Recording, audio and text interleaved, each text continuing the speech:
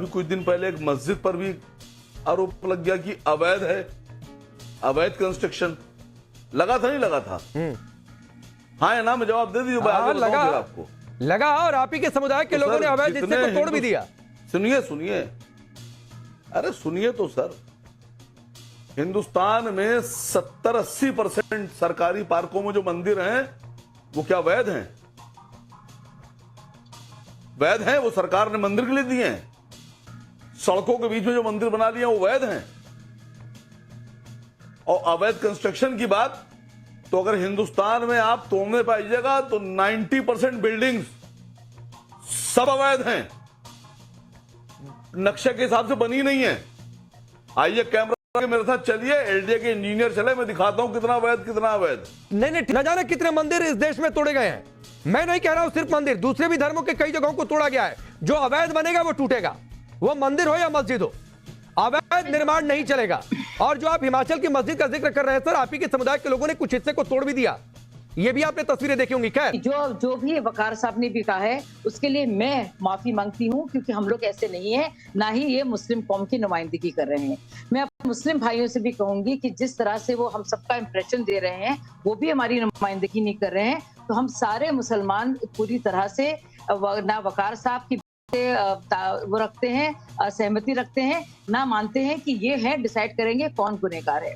सबसे बड़ा गुनाह है सियासी मक्कारी, जिसके उस्ताद हैं ये भाई साहब और इनकी पार्टी। तो रुको जरा, सबर करो, बोला धक्का बुक्की नहीं करने का, आराम से लेने का।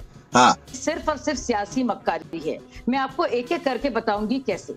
सबसे पहले तो मैं आप लोगों को बताऊंगी कि जैसे उन्होंने कहा कि क्या मंदिरों के भी प्लान्स होते हैं, डिजाइन होते हैं। यस, किस तरह से मंदिर बनाए गए हैं और उसका भी प्रमाण देना पड़ता है, और अगर वो अवैध होते हैं तो उनको हटाया जाता है।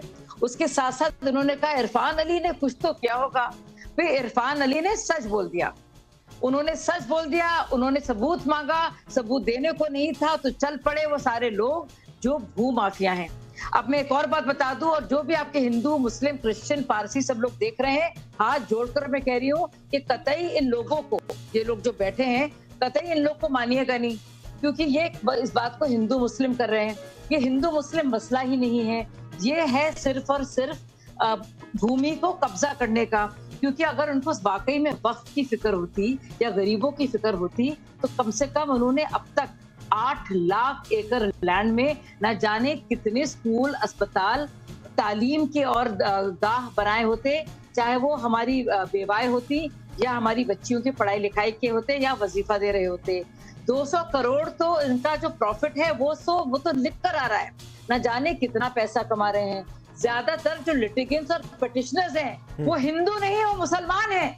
फर्क एक है, वो गरीब मुसलमान हैं।